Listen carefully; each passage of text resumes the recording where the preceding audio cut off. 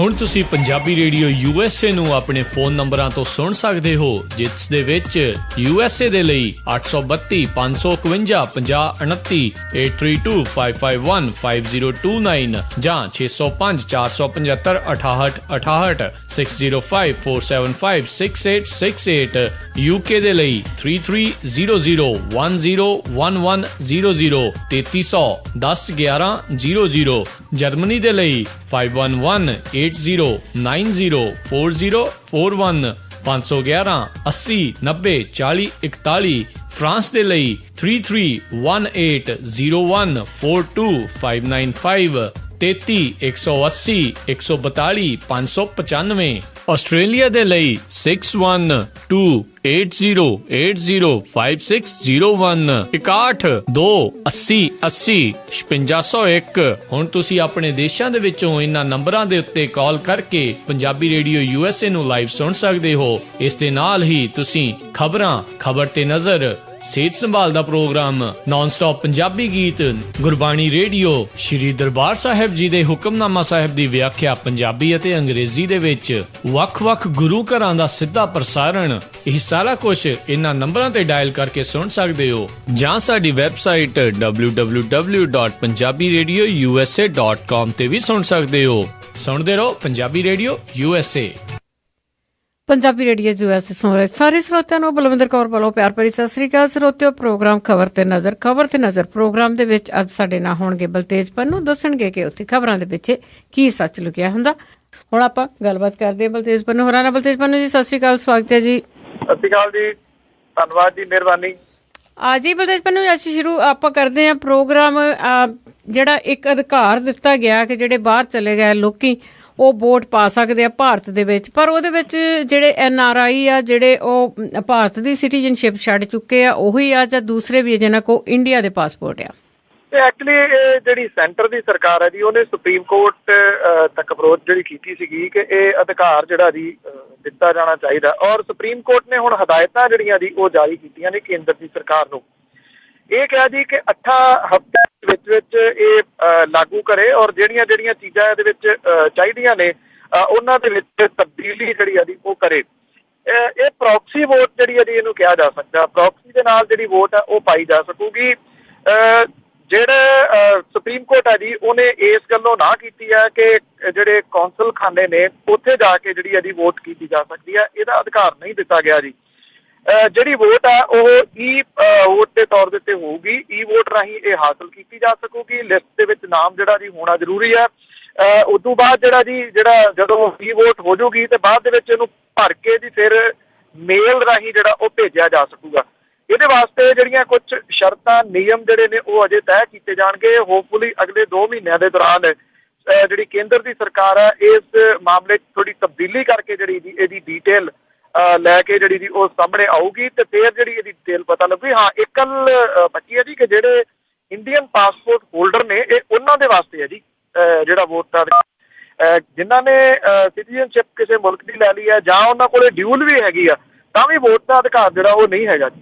ਸੋ ਇਸ ਕਰਕੇ Indian passport holder ਜਿਹੜੇ ਵਿਦੇਸ਼ਾਂ ਦੇ ਵਿੱਚ ਰਹਿੰਦੇ ਨੇ ਉਹਨਾਂ ਨੂੰ ਵੋਟ ਦਾ ਅਧਿਕਾਰ ਜਿਹੜਾ ਜੀ ਉਹ ਅਗਲੇ ਕੁਝ ਹਫ਼ਤਿਆਂ ਦੇ ਦੌਰਾਨ ਮਿਲ ਜਾਣਾ। ਸੋ ਇਹਦੇ ਨਾਲ ਜਿਹੜੇ ਬਾਹਰ ਬੈਠੇ ਲੋਕ ਨੇ ਉਹ ਆਪਣੇ ਵੋਟ ਦਾ ਹੱਕ ਦਾ ਇਸਤੇਮਾਲ ਜਿਹੜਾ ਜੀ ਇੱਥੇ ਭਾਰਤ ਦੇ ਵਿੱਚ ਕਰ ਸਕਣਗੇ। ਪਰ ਇੰਨਾ ਜ਼ਰੂਰ ਜਿਵੇਂ ਮੈਂ ਤੁਹਾਨੂੰ ਦੱਸਿਆ ਕਿ ਅਜੇ ਕੁਛ ਇਹਦੇ ਵਿੱਚ ਤਬਦੀਲੀਆਂ ਹੋਣਗੀਆਂ। ਉਹ ਪੂਰੀ ਡਿਟੇਲ ਜਦੋਂ ਆਊਗੀ ਜੀ ਫਿਰ ਤੁਹਾਡੇ ਨਾਲ ਆਪਾਂ ਸਾਂਝੀ ਕਰਾਂਗੇ ਲਿਸਨਰਸ ਦੇ ਨਾਲ। ਜੀ, ਤੇ ਅੱਗੇ ਆਪਾਂ ਗੱਲ ਕਰੀਏ ਜੀ ਦਿੱਲੀ ਦੀਆਂ ਵਿਧਾਨ ਸਭਾ ਦੀਆਂ ਚੋਣਾਂ ਦਾ ਬਿਗਲ ਵੱਜ ਗਿਆ ਤੇ ਕਹਿੰਦੇ 7 ਫਰਵਰੀ ਨੂੰ ਵੋਟਾਂ ਦਾ ਐਲਾਨ ਹੋਇਆ ਤੇ ਨਾਲ ਹੀ 10 ਫਰਵਰੀ ਨੂੰ ਉਸ ਦਾ ਨਤੀਜਾ ਵੀ ਆ ਜਾਊਗਾ।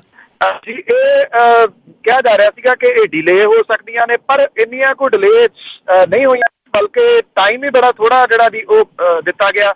ਮਹੀਨਾ ਵੀ ਨਹੀਂ ਹੈਗਾ, ਕਿਉਂਕਿ 5 ਫਰਵਰੀ ਤੱਕ ਹੋਊਗਾ ਜੀ ਜਿਹੜਾ ਤੇ 14 ਤਰੀਕ ਤੋਂ ਜਿਹੜਾ ਜੀ ਇਹ ਜਿਹੜੇ ਕਾਗਜ਼ ਭਰੇ ਜਾ ਸਕਣਗੇ। 21 ਤੱਕ ਜਿਹੜੇ ਹੋਣਗੇ। 22 ਤਰੀਕ ਨੂੰ ਲਾਸਟ ਜਿਹੜਾ ਦਿਨ ਹੋਊਗਾ ਜੀ ਨਾਮ ਵਾਪਸ ਜਿਹੜਾ ਉਹ ਲੈਣ ਦਾ, ਜਨਵਰੀ ਦਾ।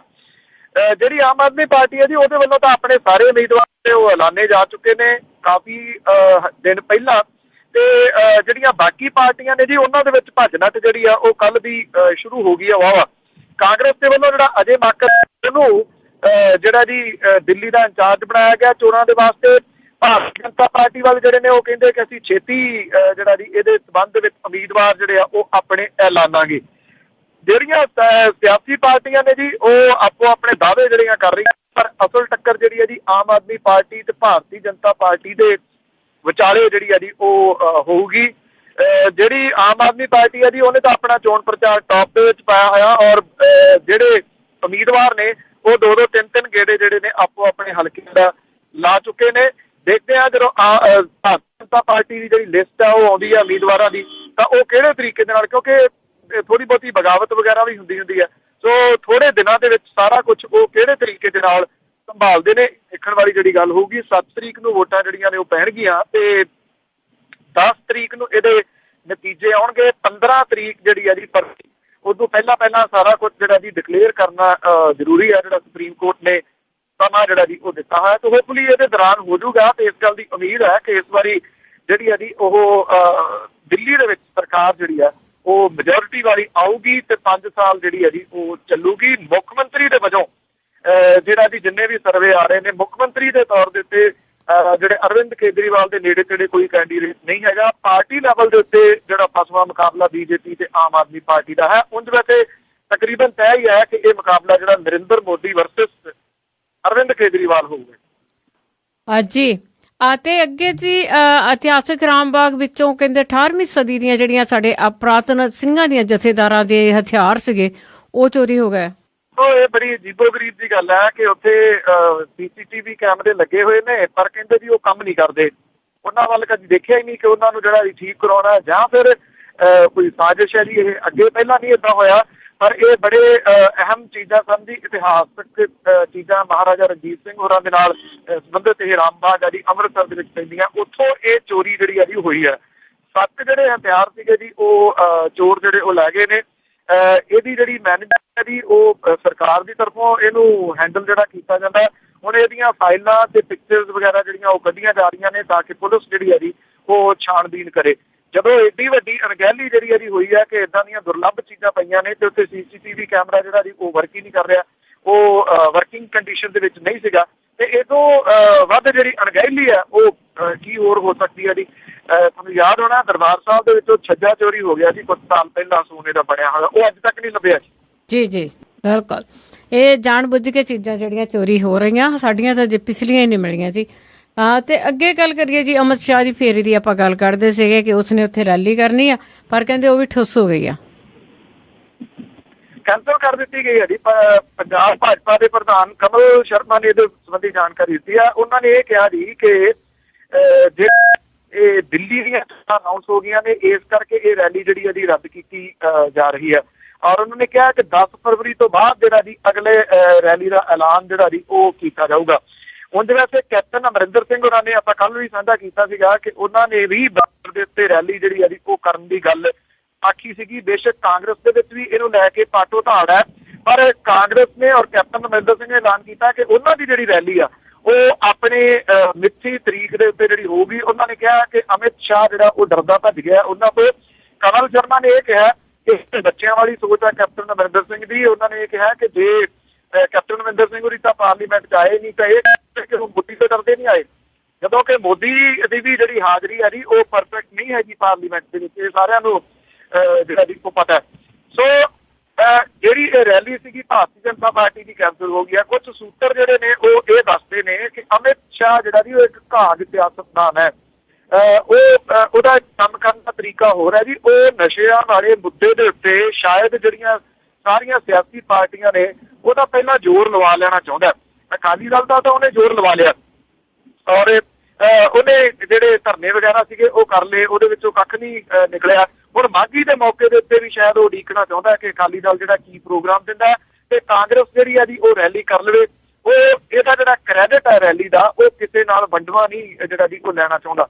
ਉਹ ਦੱਸਣਾ ਚਾਹੁੰਦਾ ਜੀ ਕਿ ਜਦੋਂ ਰੈਲੀ ਹੋਊਗੀ ਕੱਲੀ ਉਹਦੀ ਰੈਲੀ ਜਿਹੜੀ ਆ ਜੀ ਉਹ ਹੋਊਗੀ। ਸ਼ਾਇਦ ਇਸ ਕਰਕੇ ਇਹ ਕਿਹਾ ਜਾ ਰਿਹਾ ਕਿ ਇੱਕ ਜਾਣਬੁੱਝ ਕੇ ਗਿਣਤੀਆਂ ਮਿਣਤੀਆਂ ਦੇ ਹਿਸਾਬ ਦੇ ਨਾਲ ਅਮਿਤ ਸ਼ਾਹ ਨੇ ਇਹ ਜਿਹੜੀ ਰੈਲੀ ਆ ਉਹ ਕੈਂਸਲ ਕੀਤੀ ਆ ਤੇ ਉਹ ਇਕੱਲੇ ਤੌਰ ਦੇ ਉੱਤੇ ਕਰਨਾ ਚਾਹੂਗਾ। ਹਾਂ, ਜਿਹੜੀ ਦਲ ਬਦਲੀ ਹੋਣੀ ਸੀਗੀ ਉਹਨਾਂ ਦੇ ਵਿੱਚ ਨਮੋਸ਼ੀ ਵਾਹਵਾ ਜਿਹੜੀ ਆ ਜੀ ਉਹ ਪਾਈ ਜਾ ਰਹੀ ਆ।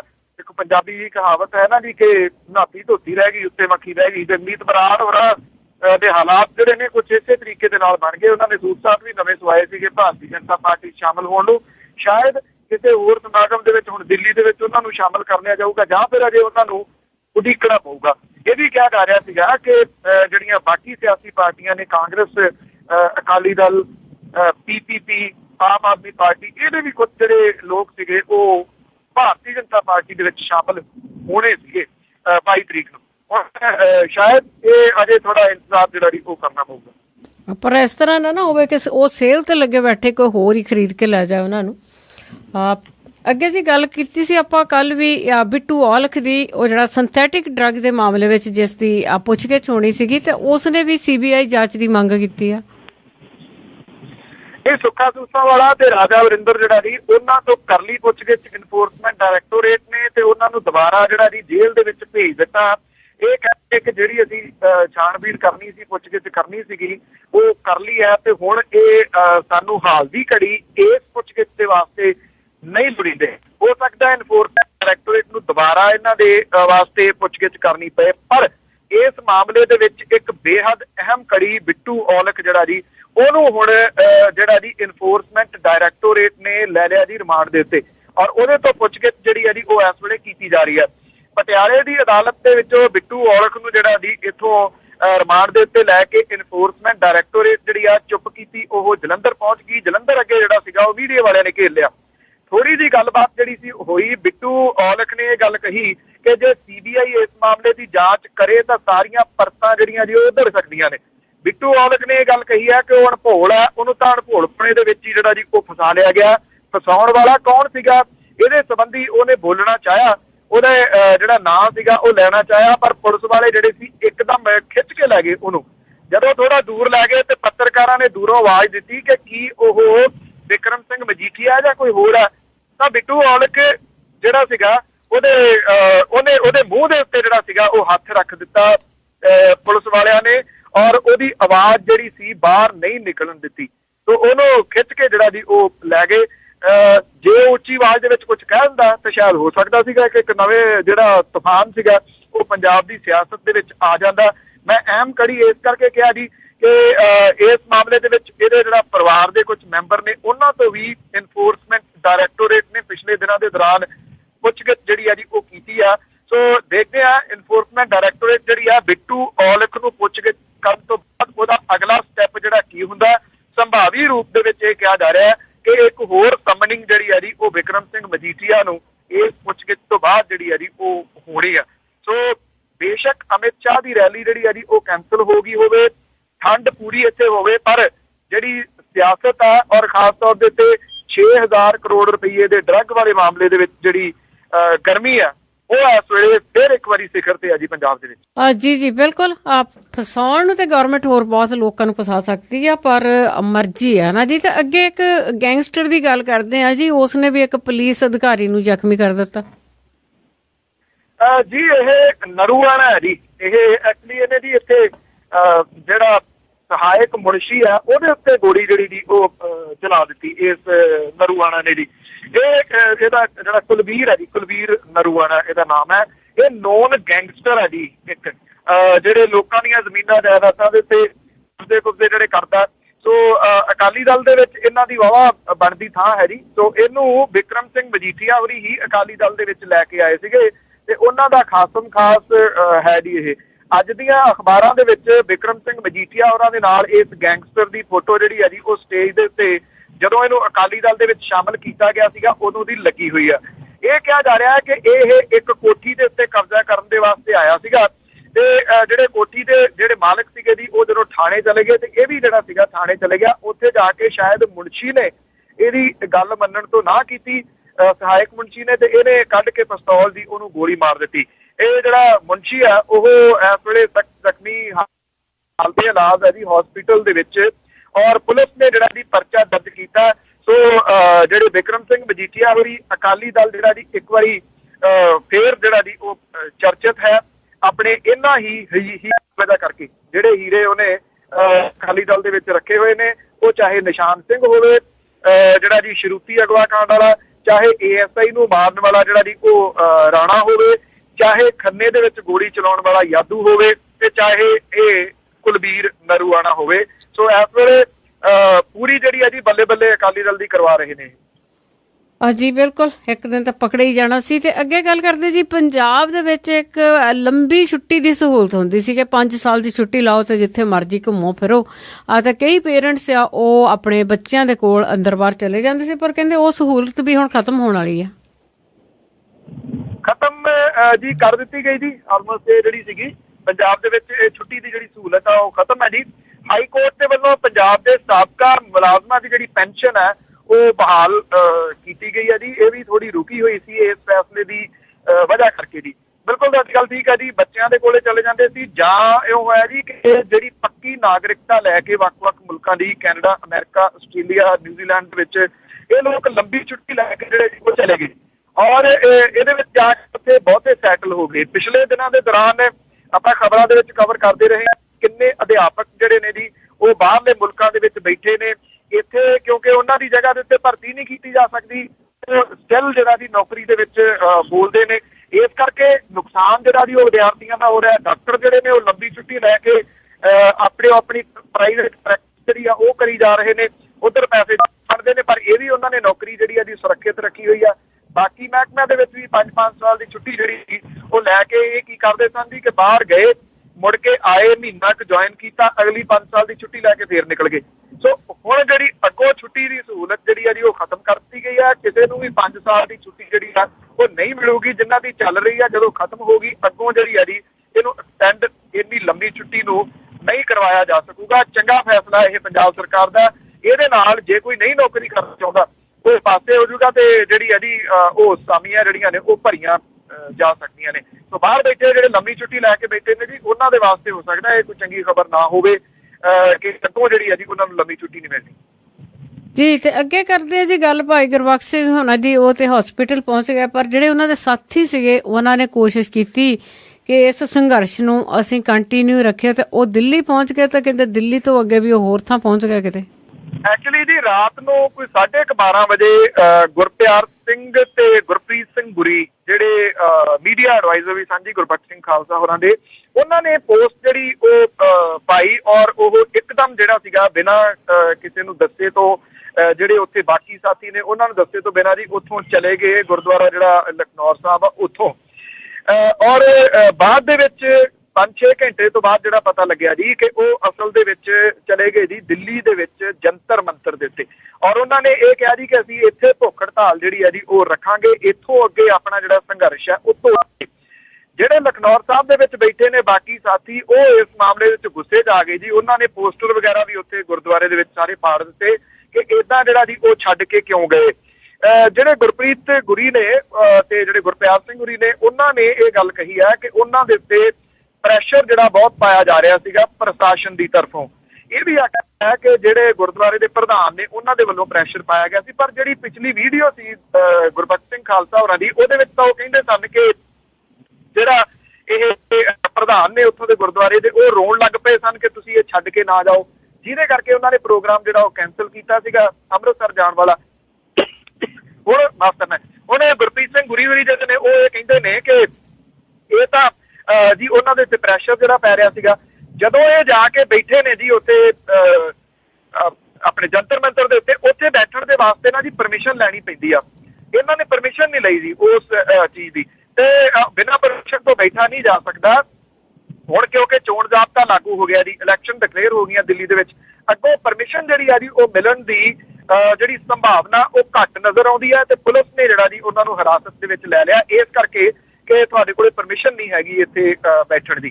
ਗੁਰਬਖਸ਼ ਸਿੰਘ ਖਾਲਸਾ ਹੋਰੀ ਜਿਹੜੇ ਨੇ ਜੀ ਉਹ ਹਸਪੀਟਲ ਦੇ ਵਿੱਚ ਨੇ, ਉਹਨਾਂ ਦਾ ਇਲਾਜ ਜਿਹੜਾ ਜੀ ਚੱਲ ਰਿਹਾ ਤੇ ਉਹ ਤੰਦਰੁਸਤੀ ਵੱਲ ਨੂੰ ਜਿਹੜਾ ਉਹ ਵੱਧ ਰਹੇ ਨੇ। ਸੋ ਹਾਲ ਦੀ ਘੜੀ ਤੁਸੀਂ ਇਹ ਕਹਿ ਸਕਦੇ ਹੋ ਕਿ ਇਹ ਸਾਰਾ ਕੁਝ ਜਿਹੜਾ ਸੀਗਾ ਪਿਛਲੇ ਇੰਨੇ ਦਿਨਾਂ ਤੋਂ ਆਲਮੋਸਟ 2 ਮਹੀਨਿਆਂ ਤੋਂ ਜਿਹੜੀ ਚੱਲ ਰਿਹਾ ਸੀਗਾ ਜੀ ਸੰਘਰਸ਼, ਉਹ ਆਲਮੋਸਟ ਜਿਹੜਾ ਜੀ ਬਿਨਾਂ ਕਿਸੇ ਨਤੀਜੇ ਤੋਂ ਸਮਾਪਤੀ ਵੱਲ ਨੂੰ ਜਿਹੜਾ ਜੀ ਉਹ ਜਾ ਰਿਹਾ ਪ੍ਰਤੀਤ ਹੋ ਰਿਹਾ ਜੀ। ਜੀ ਬਿਲਕੁਲ। ਅਤੇ ਜੀ ਅਖੀਰ ਵਿੱਚ ਮੇਰਾ ਸਵਾਲ ਆ, ਜਥੇਦਾਰ ਆਨੰਦਗੜ੍ਹ ਨੂੰ ਹਟਾਉਣ ਦੀਆਂ ਤਿਆਰੀਆਂ ਵੀ ਆ ਤੇ ਉਹਨਾਂ ਨੂੰ ਜੇ ਹਟਾਇਆ ਗਿਆ ਤੇ ਉਸ ਦੇ ਖਿਲਾਫ ਸਿੱਖ ਪੰਥ ਦੇ ਵਿੱਚ ਰੋਹ ਵੀ ਪਾਇਆ ਜਾ ਰਿਹਾ। ਰੋਹ ਪਾਇਆ ਜਾ ਰਿਹਾ ਜੀ, ਬਿਲਕੁਲ। ਮੈਂ ਕੱਲ ਵੀ ਗੱਲ ਕੀਤੀ ਸੀ ਤੁਹਾਡੇ ਨਾਲ ਕਿ ਇਹ ਦਲ ਖਾਲਸਾ ਨੇ ਜਿਹੜਾ ਇਲਜ਼ਾਮ ਲਾਇਆ ਸੀਗਾ ਕਿ ਜਿਹੜੇ ਸ਼੍ਰੋਮਣੀ ਗੁਰਦੁਆਰਾ ਪ੍ਰਬੰਧਕ ਕਮੇਟੀ ਦੇ ਮੈਂਬਰ ਨੇ ਉਹਨਾਂ ਕੋਲੋਂ ਅਗਾਊਂ ਸਾਈਨ ਜਿਹੜੇ ਨੇ ਨਾ ਜੀ ਉਹ ਕਰਵਾਏ ਜਾ ਰਹੇ ਨੇ ਜੀ, ਭਾਵ ਕਿ ਕੋਰੇ ਪੇਪਰਾਂ ਦੇ ਉੱਤੇ ਬਈ ਜਿਹੜਾ ਫੈਸਲਾ ਕੋਈ ਲੈਣਾ, ਜਿਹੜੀ 17 ਤਰੀਕ ਨੂੰ ਮੀਟਿੰਗ ਰੱਖੀ ਹੋਈ ਆ ਉਹਦੇ ਵਿੱਚ ਫੈਸਲਾ ਜਿਹੜਾ ਜੀ ਉਹ ਲੈ ਲਿਆ ਜਾਵੇ ਤੇ ਉਹਦੇ ਉੱਤੇ ਲਿਖ ਕੇ ਫਿਰ ਉਹਨਾਂ ਦੀ ਸਹਿਮਤੀ ਜਿਹੜੀ ਆ ਜੀ ਉਹ ਨਾਲ ਲੈ ਲਈ ਜਾਵੇ, ਕੋਈ ਟੀਪੀ ਨਾ ਕਰੇ। ਇਸ ਕਰਕੇ ਪਹਿਲਾਂ ਹੀ ਜਿਹੜੇ ਉਹ ਸਾਈਨ ਕਰਵਾਏ ਜਾ ਰਹੇ ਸੀਗੇ। ਹੁਣ ਸਿਮਰਨਜੀਤ ਸਿੰਘ ਮਾਨ ਹੋਰਾਂ ਨੇ ਪੰਜਾਬ ਦੇ ਮੁੱਖ ਮੰਤਰੀ ਪ੍ਰਕਾਸ਼ ਸਿੰਘ ਬਾਦਲ ਹੋਰਾਂ ਨੂੰ ਇੱਕ ਚਿੱਠੀ ਜਿਹੜੀ ਆ ਜੀ ਲਿਖੀ ਆ, ਜਿਹਦੇ ਵਿੱਚ ਉਹਨਾਂ ਨੇ ਇਹ ਕਿਹਾ ਕਿ ਇਦਾਂ ਦੀ ਬਲੰਡਰ ਜਿਹੜੀ ਆ ਉਹ ਤੁਸੀਂ ਨਾ ਕਰਨੀ। ਉਹਨਾਂ ਨੇ ਕਿਹਾ ਕਿ ਉਹ ਸੁਪਰੀਮ ਕੋਰਟ ਤੱਕ ਪਹੁੰਚ ਜਿਹੜੀ ਆ ਜੀ ਇਸ ਮਾਮਲੇ ਦੇ ਉੱਤੇ ਨਹੀਂ ਕਰਨਗੇ। ਹੁਣ ਸਿਮਰਨਜੀਤ ਸਿੰਘ ਮਾਨ ਹੋਰਾਂ ਵੱਲੋਂ ਲਿਖੀ ਇਹ ਚਿੱਠੀ ਜਿਹੜੀ ਆ ਜੀ ਉਹ ਕਿੰਨਾ ਕੁ ਅਸਰ ਕਰਦੀ ਆ ਇਹਦੇ ਵਾਸਤੇ ਤਾਂ ਅਜੇ ਜਿਹੜਾ ਜੀ ਉਹ ਵੇਖਣਾ ਹੋਊਗਾ। ਪਰ ਇੰਨਾ ਜ਼ਰੂਰ ਹੈ ਕਿ ਬਲਵੰਤ ਸਿੰਘ ਨੰਦਗੜ੍ਹ ਹੋਰਾਂ ਨੂੰ ਉਹਨਾਂ ਦੇ ਅਹੁਦੇ ਤੋਂ ਫਾਰਗ ਕਰਨ ਤੋਂ ਪਹਿਲਾਂ ਇਹ ਵਾਦ ਵਿਵਾਦ ਜਿਹੜਾ ਜੀ ਉਹ ਡੂੰਘਾ ਵਾਵਾ ਹੋ ਗਿਆ। ਮਾਘੀ ਦੇ ਮੇਲੇ ਤੋਂ ਬਾਅਦ ਜਿਹੜਾ ਜੀ ਇਹ ਸਾਰਾ ਕੁਝ ਕੀਤਾ ਜਾਊਗਾ। ਕੱਲ ਨੂੰ ਜਿਹੜੀਆਂ ਨੇ ਉਹ ਸਟੇਜਾਂ ਲੱਗਣਗੀਆਂ ਮਾਘੀ ਦੇ ਮੇਲੇ ਵਾਲੀਆਂ। ਸ਼ਾਇਦ ਅਕਾਲੀ ਦਲ ਦੇਖਦੇ ਆ ਜੀ ਕਿ ਇਸ ਮਸਲੇ ਦੇ ਉੱਤੇ ਕੀ ਸਟੈਪ ਲੈਂਦਾ। ਪਰ ਇਹ ਕਿਹਾ ਜਾ ਰਿਹਾ ਕਿ ਤਕਰੀਬਨ ਫੈਸਲਾ ਤਾਂ ਅਕਾਲੀ ਦਲ ਨੇ ਕੀਤਾ ਹੋਇਆ ਕਿ ਬਲਵੰਤ ਸਿੰਘ ਨੰਦਗੜ੍ਹ ਹੋਰਾਂ ਦੀ ਜਥੇਦਾਰੀ ਹੁਣ ਬਹੁਤ ਹੋ ਗਈ। ਉਹਨਾਂ ਦੀ ਜਗ੍ਹਾ ਉੱਤੇ ਉਹਨਾਂ ਨੇ ਕਿਸੇ ਹੋਰ ਨੂੰ ਜਥੇਦਾਰ ਜਿਹੜਾ ਜੀ ਉਹ ਬਣਾਉਣਾ। ਪਰ ਆ ਜਿਹੜਾ ਵਿਰੋਧ ਸ਼ੁਰੂ ਹੋਇਆ ਇਹਦੇ ਵਾਸਤੇ ਜਿਹੜਾ ਦੇਖਣਾ ਹੋਊਗਾ ਕਿ ਕੀ ਇਹ ਪ੍ਰੈਸ਼ਰ ਜਿਹੜਾ ਜੀ ਉਹ ਕੋਈ ਕੰਮ ਕਰਦਾ ਹੈ ਜਾਂ ਨਹੀਂ। ਨੰਦਗੜ੍ਹ ਸਾਹਿਬ ਦੇ ਵੱਲ ਵੀ ਜਿਹੜਾ ਜੀ ਬਹੁਤਾ ਨਿਗਾਹ ਇਸ ਕਰਕੇ ਲੱਗੀਆਂ ਹੋਈਆਂ ਨੇ ਕਿਉਂਕਿ ਪਿਛਲੇ ਸਮੇਂ ਦੇ ਦੌਰਾਨ ਉਹ ਕਹਿੰਦੇ ਰਹੇ ਨੇ ਕਿ ਪਾਜ ਉਧੇੜੂਗਾ। ਹੋ ਸਕਦਾ 17 ਤੋਂ ਪਹਿਲਾਂ ਉਹ ਵੀ ਕੋਈ ਪਾਜ ਜਿਹੜਾ ਉਹ ਉਧੇੜ ਦੇਣ। ਜੇ ਨਾ ਉਧੇੜ ਸਕੇ ਤੇ ਫਿਰ ਸ਼ੇਰਾ ਵਾਲੀ ਗੱਲ ਹੋਊਗੀ। ਬਿਲਕੁਲ ਜੀ, ਕਹਿੰਦੇ ਤਾਂ ਬਹੁਤ ਦੇਰ ਦੇ ਆ ਪਰ ਪਾਜ ਉਹ ਵੀ ਨਹੀਂ ਘੇੜਦੇ। ਜੀ ਧੰਨਵਾਦ ਬਲਤੇਜ ਪੰਨੂ ਜੀ। ਥੈਂਕ ਯੂ ਜੀ, ਥੈਂਕ ਯੂ ਵੈਰੀ ਮਚ। ਸਤਿ ਸ਼੍ਰੀ ਅਕਾਲ ਜੀ। ਸਤਿ ਸ਼੍ਰੀ ਅਕਾਲ ਜੀ। ਸਰੋਤੇ, ਇਹ ਸਨ ਬਲਤੇਜ ਪੰਨੂ ਜੋ ਸਾਡੇ ਨਾਲ ਜੁੜੇ ਤੇ ਸਾਡੇ ਸਵਾਲਾਂ ਦੇ ਜਵਾਬ ਉਹਨਾਂ ਨੇ ਦਿੱਤੇ। ਤੇ ਕੱਲ ਤੱਕ ਦੇ ਬੁਲਟਨ ਤੱਕ ਮੇਰੇ ਵੱਲੋਂ ਵੀ ਤੁਹਾਨੂੰ ਪਿਆਰ ਭਰੀ ਸਤਿ ਸ੍ਰੀ ਅਕਾਲ।